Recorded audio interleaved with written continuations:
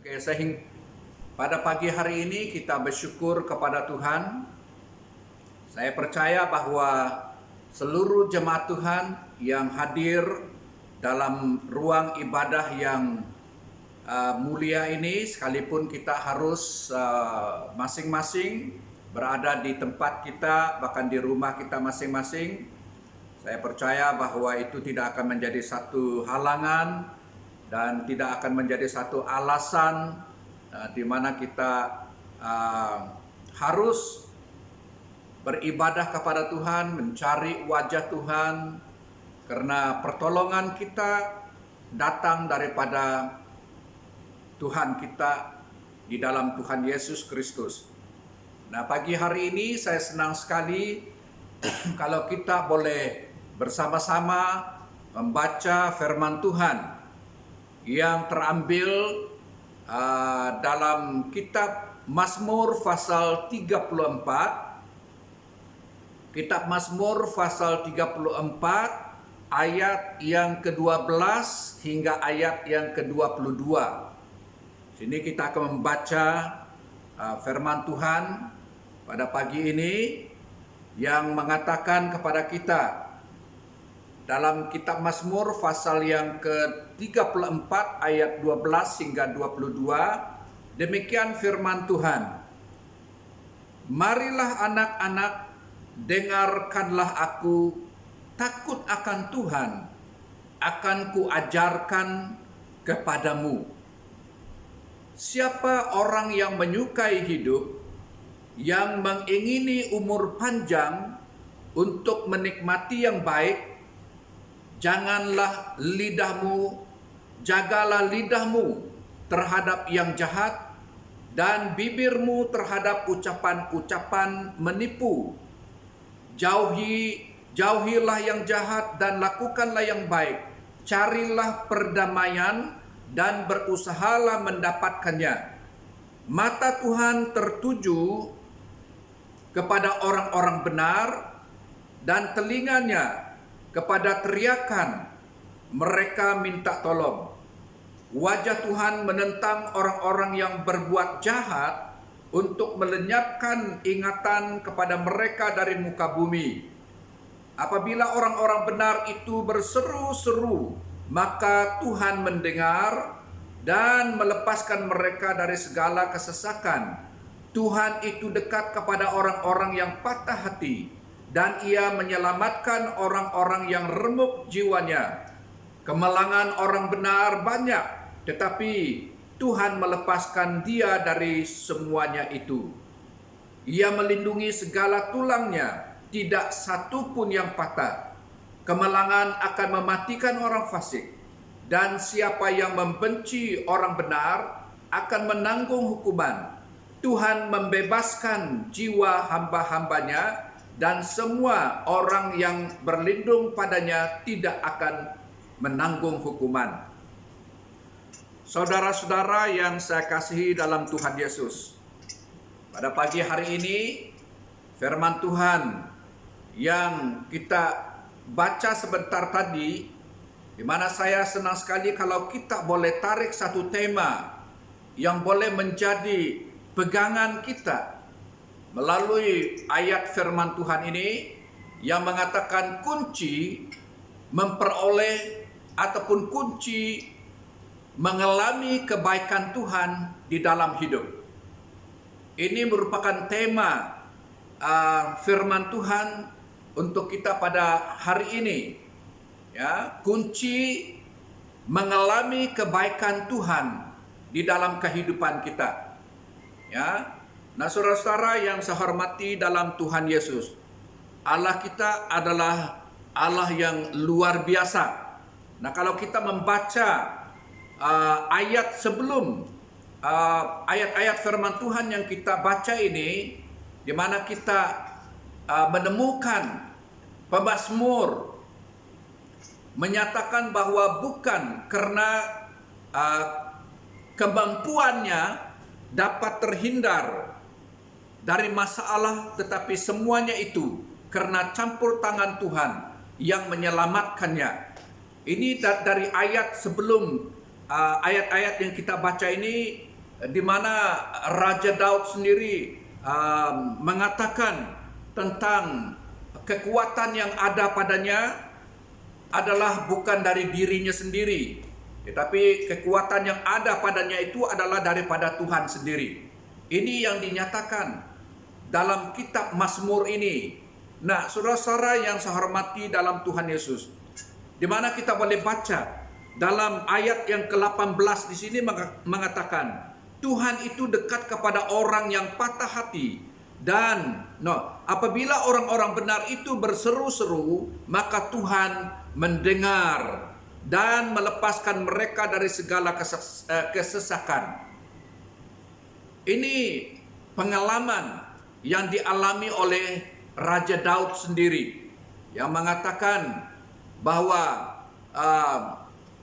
mencari Tuhan dan berseru kepada Tuhan dalam kesesakannya, dan Tuhan mendengar dan menyelamatkannya. Nah, orang yang akan mengalami kebaikan Tuhan dalam kehidupan mereka ini adalah mereka yang senantiasa berseru kepada Tuhan. Berseru kepada Tuhan artinya kita memanggil nama Tuhan, kita mencari wajah Tuhan di dalam waktu-waktu kita berhadapan dengan keadaan yang tidak menentu pada hari-hari ini, di mana pemazmur ini juga mengatakan kepada kita mencari Tuhan dan berseru kepada Tuhan dalam kesesakan, dan Tuhan mendengar dan menyelamatkan mereka. Selain daripada itu, saudara-saudara, ia juga menyatakan bahwa ia senantiasa takut akan Tuhan. Dia senantiasa takut akan Tuhan karena semua kemampuannya itu adalah karena pertolongan Tuhan. Takut akan Tuhan adalah merupakan kunci daripada kita mengalami kebaikan Tuhan di dalam kehidupan kita. Orang yang takut akan Tuhan itu adalah mereka yang senantiasa melihat Tuhan, yang mereka ini adalah orang-orang yang senantiasa dekat kepada Tuhan, dan mereka ini adalah orang-orang yang senantiasa meletakkan seluruh harapan mereka hanya kepada Tuhan saja, dan mereka senantiasa mengalami berkat kebaikan Tuhan di dalam kehidupan mereka karena mereka senantiasa dekat kepada Tuhan. Nah, saudara-saudara, pemazmur sendiri, Raja Daud sendiri mengatakan, memberitahukan kepada kita, menyatakan kesaksiannya untuk diteladani dan diikuti oleh generasi selanjutnya dalam kehidupan mereka. Sebagai seorang raja, saudara-saudara, dia juga mengakui bahwa dia tidak mempunyai kekuatan. Sebagai seorang raja yang berkuasa, yang memiliki kuasa, dia juga mengatakan ada kekurangan yang ada di dalam dirinya, dan dia mengakui bahwa Tuhan adalah merupakan kekuatannya, bukan dari dirinya sendiri. Saudara-saudara, bahwa pertolongan dan penyertaan Tuhan sungguh nyata bagi orang yang takut akan Tuhan. Orang yang akan mengalami pertolongan Tuhan itu adalah mereka yang senantiasa takut akan Tuhan. Dalam arti kata yang lain, takut akan Tuhan ini adalah merupakan penghormatan kita terhadap Tuhan, penghargaan kita dalam diri kita, mengutamakan Tuhan di dalam kehidupan kita. Saudara-saudara yang saya hormati dalam Tuhan, itu artinya takut akan Tuhan. Jika kita hendak menikmati kebaikan Tuhan dalam kehidupan kita, maka jadilah orang yang takut akan Tuhan. Jadilah orang yang takut akan Tuhan. Sebab inilah kunci memperoleh kebaikan hidup dari Tuhan. Kunci untuk memperoleh, untuk mengalami kebaikan hidup dalam Tuhan Yesus adalah kita harus takut akan Tuhan, menghormati Tuhan, mengutamakan Tuhan, Menomorsatukan Tuhan di dalam kehidupan kita. Dalam ayat yang ke-16 juga mengatakan dalam kitab Mazmur 34 ini, mata Tuhan selalu memperhatikan dan telinga Tuhan selalu mendengar kepada orang benar, yaitu orang yang takut akan Tuhan. Mata Tuhan melihat, telinga Tuhan senantiasa mendengar permohonan orang-orang yang takut akan Tuhan. Maka kita tidak akan meragukan, kita tidak akan ragu pada pengharapan kita kepada Tuhan. Sekalipun kita berada pada masa-masa sukar, pada masa sukar hari-hari ini, di mana kita tahu dunia sekarang berhadapan dengan situasi yang begitu menakutkan, COVID-19 yang mengancam dalam dunia ini. Dikatakan kita harus percaya kepada Tuhan Yesus, meletakkan seluruh harapan kita kepada Tuhan, bukan dengan kekuatan kita sendiri.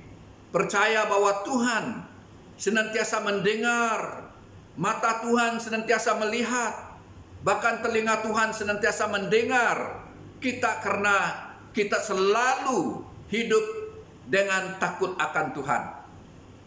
Orang yang takut akan Tuhan akan mengalami kebaikan Tuhan itu, di mana Tuhan senantiasa ada bersama-sama dengan mereka.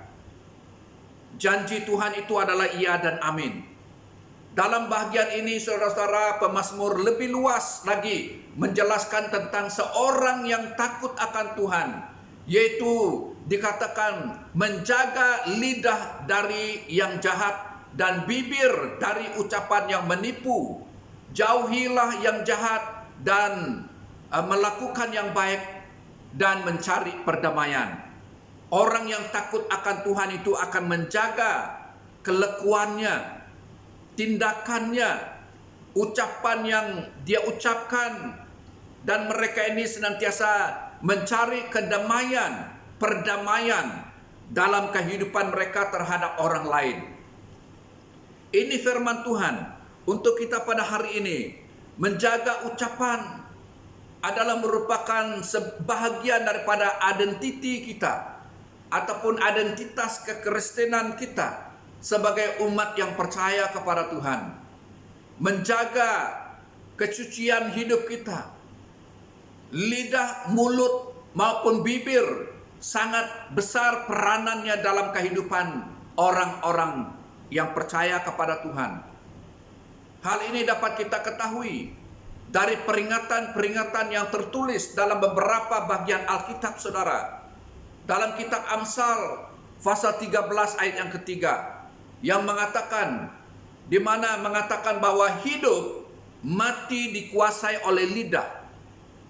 Yang perlu kita kuasai dalam kehidupan kita, karena akibat daripada kita senantiasa takut akan Tuhan, kita menghormati Tuhan, dan kita menjaga kekudusan dan kesucian hidup kita, dan tidak akan terlibat di dalam perkara-perkara yang boleh menjatuhkan iman kita. Dalam Amsal pasal 18 ayat yang ke-21 juga mengatakan, ya, lidah, beberapa bagian ini ayat Alkitab ini sangat jelas mengatakan hidup dan mati dikuasai oleh lidah, saudara-saudara. Betapa besarnya peranan lidah kita yang mengucapkan kata-kata yang boleh membangun kita dan juga boleh meruntuhkan iman kita dan iman orang lain juga. Jadi sebab itu dalam firman Tuhan ini mengatakan kunci untuk mengalami kebaikan Tuhan itu adalah mereka yang senantiasa menjaga kesucian kehidupan mereka, takut akan Tuhan, senantiasa dekat kepada Tuhan dalam hidup mereka. Sebab itu, saudara-saudara, dalam Yakobus pasal 3 ayat 6 juga, lidah adalah api yang dapat membakar. seperti api yang boleh membakar.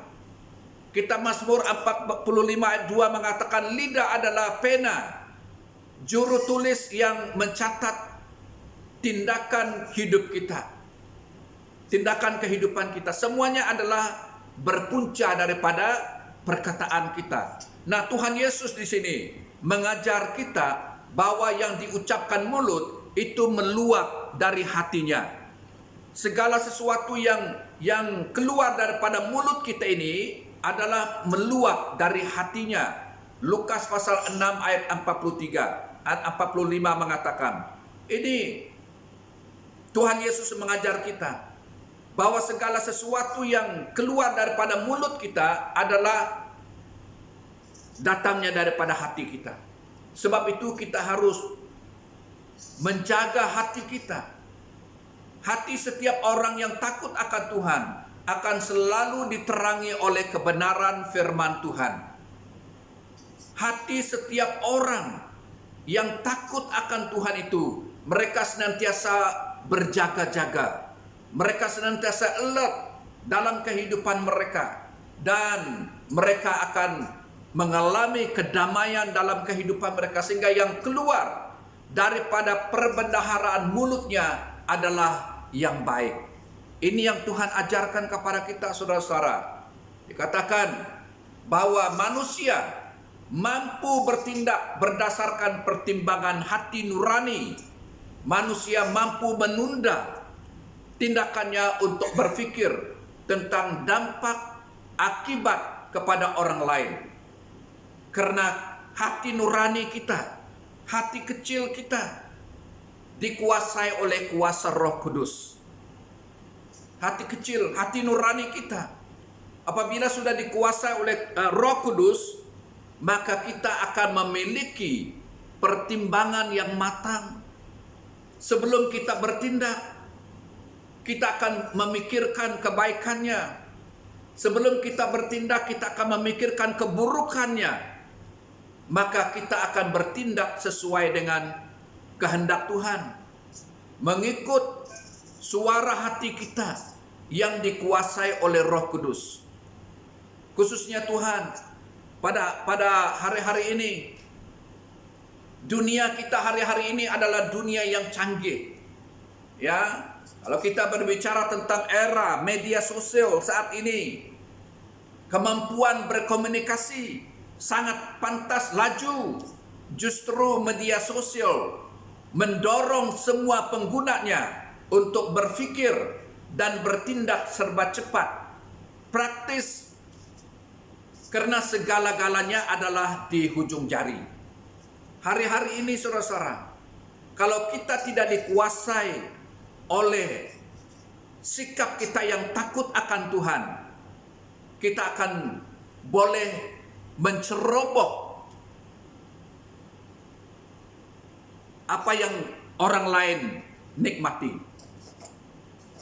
Sebab itu, saudara-saudara, maka kita boleh melihat hari-hari ini yang keluar daripada mulut kita adalah meluap dari hati kita. Yang kita akan tulis dalam media sosial, yang sebelum kita hantar itu juga adalah meluap daripada hati kita. Sama ada itu kita boleh hantar sesuatu yang membangun iman orang lain ataupun meruntuhkan iman orang lain. Sebelum itu, maka hati nurani kita yang akan memberikan kesedaran kepada kita, karena Roh Kudus yang menguasai hati kita. Maka kita akan memiliki pertimbangan yang matang karena dikuasai oleh kuasa Tuhan dalam hidup kita. Sebab itu, ini akibatnya daripada hidup orang Kristen. Sikap mereka yang takut akan Tuhan, sikap mereka yang menghormati Tuhan dalam kehidupan mereka, maka mereka memiliki pertimbangan yang matang untuk bertindak seperti yang dikehendaki oleh Tuhan. Sama ada itu sesuatu yang kita mau hantar kepada orang melalui media sosial, melalui Facebook, melalui WhatsApp dan sebagainya, ya, ataupun itu satu komen yang kita hantar, sama ada itu membangun ataupun bagaimana. Nah, ini semuanya adalah meluap daripada hati kita. Semuanya itu datangnya daripada hati kita. Kalau hati kita ini dikuasai oleh Tuhan, kalau hati kita yang senantiasa takut akan Tuhan itu, maka Tuhan akan pimpin kita menjadi berkat kepada orang lain. Dan Tuhan akan menjadikan kita sebagai alat yang penting di tangan Tuhan. Seperti khotbah kita minggu yang lalu, tongkat yang ada di tangan Musa adalah benda yang mati. Tetapi apabila Musa mengikut perintah Tuhan, maka apa yang ada di dalam tangannya akan dipakai Tuhan. Seperti diri kita dipakai oleh Tuhan sebagai alat yang penting di tangan Tuhan. Kalau kita mempunyai sikap hati yang takut akan Tuhan. Hari-hari ini saudara-saudara, yang Tuhan mau dalam kehidupan kita adalah kita harus takut akan Tuhan. Di mana juga masalah boleh timbul ketika kita tidak memikirkan ulang, mempertimbangkan apa yang kita akan hantar kepada orang lain. Dan saya percaya, di samping itu saudara-saudara, media sosial juga dapat menjadi tempat pelarian untuk melampiaskan kemarahan orang yang marah, ketidaksetujuan ataupun ketidaksenangannya, namun pada akhirnya dapat membawa pengaruh yang buruk bagi dirinya sendiri. Jadi sebab itu kita mohon kepada Tuhan, katakan kepada Tuhan, ini bukan kekuatan diriku, ini semuanya adalah datang daripada Tuhan sendiri. Kekuatan yang ada pada diriku adalah daripada Tuhan. Seperti yang diakui oleh Raja Daud sendiri. Dalam Kolose pasal 4 ayat yang ke-6. Firman Tuhan mengatakan, hendaklah kata-katamu senantiasa penuh kasih. Jangan hambar. Sehingga kamu tahu bagaimana kamu harus memberi jawaban. Jawab kepada setiap orang. Saudara-saudara, ini firman Tuhan. Hendaklah kata-katamu senantiasa penuh kasih. Berdasarkan perbendaharaan hati nurani kita yang mengeluarkan kata-kata yang penuh dengan kasih. Mencari kedamaian, perdamaian. Jangan hambar sehingga kamu tahu bagaimana kamu harus menjawab kepada setiap orang. Saudara-saudara, ini adalah merupakan firman Tuhan. Tuhan Yesus selalu tegas memperingatkan kita tentang kata-kata yang keluar daripada mulut kita. Ini sangat ditentukan oleh sikap hati kita yang takut akan Tuhan. Adalah merupakan kunci untuk mengalami kuasa Tuhan, mengalami berkat Tuhan dalam kehidupan kita. Matius pasal yang ke-12 ayat 36. Tetapi aku berkata kepadamu, setiap kata sia-sia yang diucapkan orang harus dipertanggungjawabkan pada hari penghakiman. Ingat saudara-saudara, setiap kata-kata yang kita ucapkan akan dipertanggungjawabkan pada hari penghakiman. Karena menurut ucapanmu engkau akan dibenarkan, dan menurut ucapanmu pula engkau akan dihukum. Dua perkara, dibenarkan, dihukum. Perkataan yang sombong, kata-kata yang tidak benar itu adalah yang sia-sia, yang kasar, yang tidak berkenan kepada Allah, juga merupakan buah daripada hati kita, meluap dari hati kita. Sehingga apa yang kita sampaikan, ya seperti yang saya katakan di media sosial, juga merupakan buah daripada apa yang keluar daripada hati kita. Kita harus berwaspada. Kita harus memiliki sikap hati yang berwaspada, yang senantiasa berjaga-jaga, menjaga segala tingkah laku kita, menjaga kata-kata yang keluar daripada mulut kita, dan sebagainya. Harus memuliakan Tuhan, harus meninggikan Tuhan, dan harus mengabdi kepada Tuhan. Tuhan adalah sumber dari segala kebaikan, saudara-saudara. Tidak ada lain. Sumber kebaikan kita adalah datang daripada Tuhan. Dia adalah sumber segala-galanya.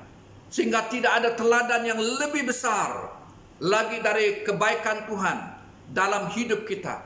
Dan tidak ada kebaikan yang lebih besar selain daripada perbuatan besar Allah yang mengutus anaknya Yesus Kristus untuk menyelamatkan manusia.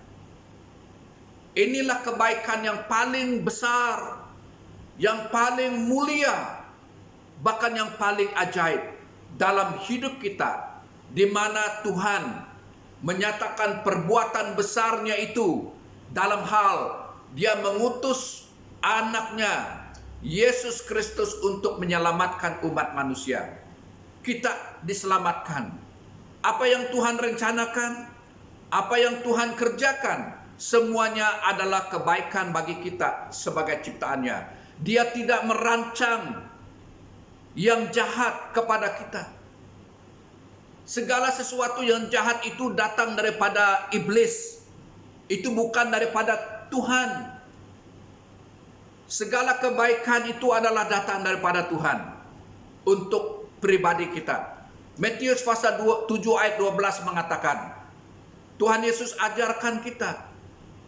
Matius 7 ayat 12. Segala sesuatu yang kamu kehendaki supaya orang perbuat kepadamu, perbuatlah demikian juga kepada mereka. Dikatakan dalam ayat ini, itu adalah isi seluruh hukum Taurat dan kitab para nabi. Perbuatlah kepada orang lain. Dikatakan di sini, segala sesuatu yang kamu kehendaki supaya orang perbuat kepadamu, perbuatlah demikian juga kepada mereka. Kalau kamu suka orang melakukan itu kepada kamu, kamu harus melakukan itu kepada orang lain, karena mereka juga akan suka berdasarkan kamu lebih suka, karena kamu suka orang melakukan itu terhadap kamu. Nah, saudara-saudara yang saya hormati dalam Tuhan Yesus, kita bersyukur kepada Tuhan. Dalam kehidupan kita itu, kita akan senantiasa takut akan Tuhan, mencari dan mengusahakan perdamaian. Itulah sikap orang yang senantiasa takut akan Tuhan. Mereka yang senantiasa mengamalkan hidup yang menghormati Tuhan dalam kehidupan mereka. Mereka punya sikap mencari dan mengusahakan perdamaian. Seperti firman Tuhan mengatakan, jangan balas kejahatan dengan kejahatan, tetapi balaslah kejahatan dengan kebaikan. Ini adalah firman Tuhan. Berusaha untuk mencari perdamaian, memperdamaikan diri kita dengan sesama kita, karena kita terlebih dahulu telah diperdamaikan dengan Allah melalui Tuhan Yesus Kristus. Jadi sebab itu, saudara-saudara, dalam ucapan bahagia Tuhan Yesus dikatakan dalam firman Tuhan ini, berbahagialah orang yang membawa damai, karena mereka akan disebut anak-anak Allah. Orang yang membawa perdamaian itu, mereka itu layak disebut sebagai anak-anak Allah. Bahwa anak-anak Allah akan melakukan apa yang dilakukan Allah sendiri, yaitu membawa damai sejahtera, salam, ke dalam dunia ini. Membawa damai ke dunia ini, dalam dunia ini, memperdamaikan manusia dengan Allah sendiri, bahkan dengan dirinya sendiri.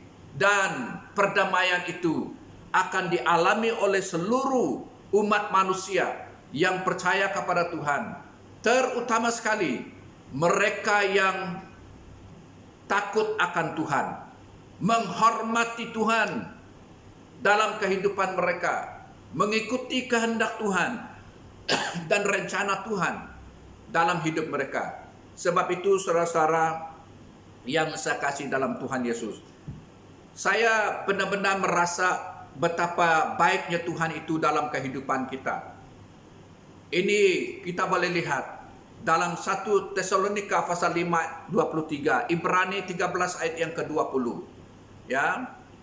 Mengenai dengan berbahagialah orang yang membawa damai, karena mereka akan disebut anak-anak Allah. Kita adalah orang-orang yang diberkati Tuhan. Kita adalah orang-orang yang sudah mengalami mujizat Tuhan, dan kita adalah umat yang sudah mengalami kebaikan Tuhan, anugerah Tuhan yang luar biasa, karena Allah kita adalah Allah yang luar biasa. Sebab itu saudara-saudara yang saya kasih dalam Tuhan Yesus, saya percaya bahwa firman Tuhan ini akan menjadi pegangan kita, bahkan akan menjadi pedoman di dalam kehidupan kita untuk melangkah seterusnya dari hari ke hari, dan kita akan senantiasa mendekatkan diri kepada Tuhan. Karena kunci mengalami kebaikan Tuhan itu adalah takut akan Tuhan. Dan saya harap supaya tema ini akan menjadi pegangan kita sepanjang dalam minggu ini, supaya kita senantiasa mengalami kuasa Tuhan, kekuatan dari Tuhan, bukan dari diri kita, tetapi dari Tuhan kita Yesus Kristus. Demikianlah firman Tuhan yang singkat pada pagi hari ini saya kongsikan untuk kita, dan akan menjadi berkat buat seluruh umat Tuhan dan untuk pribadi saya sendiri, menyampaikan berita kebenaran firman Tuhan untuk kita pada hari ini. Mari kita berdoa. Bapa di surga, kami mengucap syukur kepadamu. Terima kasih Tuhan, karena Engkaulah Allah kami yang luar biasa, yang telah berbicara kepada kami, bahkan yang sudah mengajar kami tentang sikap kami yang seharusnya kami miliki adalah takut akan Tuhan, membawa berkat yang besar dalam kehidupan kami, mengalami kebaikan Tuhan, mengalami mujizat Tuhan terjadi dalam hidup kami, dan kami akan dikuasai oleh kuasa Tuhan sendiri. Terima kasih Tuhan, terpujilah namamu. Di dalam nama Tuhan Yesus kami sudah berdoa dan mengucap syukur. Haleluya. Amin. Amin. Oke, kita akan beralih kepada perjamuan kudus, di mana pada hari ini kita akan membaca firman Tuhan. Dengan dalam firman Tuhan yang kita akan belajar pada hari ini adalah membawa berkat ya dalam kehidupan kita sebagai umat yang percaya kepadanya. Nah, saudara-saudara yang saya kasih dalam Tuhan Yesus, mari kita membuka firman Tuhan yang terambil daripada Injil Matius pasal yang ke-26 ya. Ini mengisahkan tentang Tuhan Yesus yang telah membawa murid-muridnya untuk berada di satu tempat, dan sebelum dia diserahkan kepada imam-imam besar dan dihantar kepada untuk diadili, dan sebelum ia disalibkan, dia telah membawa mereka untuk melakukan satu perjamuan makan bersama-sama dengan para muridnya, dan dia memberikan ajaran ini kepada mereka supaya mereka senantiasa mengingatkan tentang pengorbanan Tuhan Yesus di atas kayu salib. Ini adalah merupakan perkara yang sangat mustahil. Dalam iman Kristen, saudara-saudara, upacara perjamuan kudus ini adalah merupakan yang seharusnya kita lakukan. Karena kita tahu bahwa dalam upacara ini membawa satu makna yang besar dalam kehidupan kita.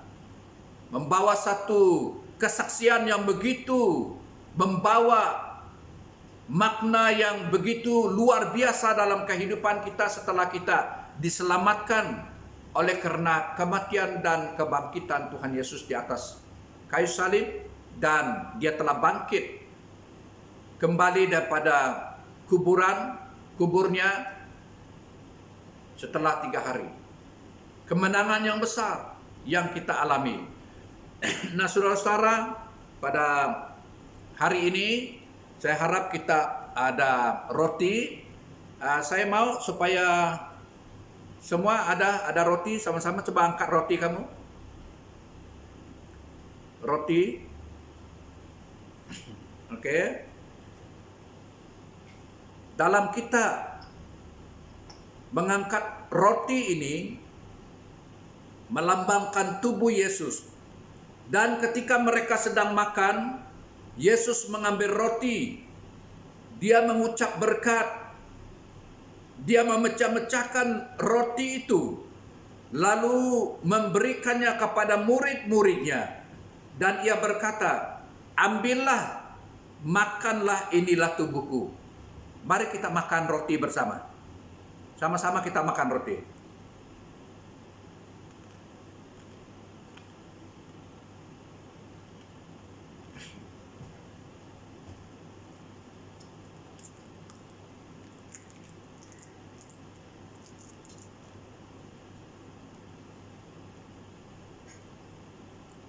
Mari angkat gelas yang ada dengan kamu. Air anggur yang kamu sudah sediakan di rumah. Tidak kira dalam cawan kecil kah, cawan besar kah. Ya, itu bukan soalnya. Soalnya adalah makna yang kita akan pahami. Sesudah itu Ia mengambil cawan, mengucap syukur, memberikannya kepada mereka dan berkata, "Minumlah kamu semua dari cawan ini, sebab inilah darahku, darah perjanjian yang ditumpahkan bagi banyak orang untuk pengampunan dosa." Mari kita minum bersama.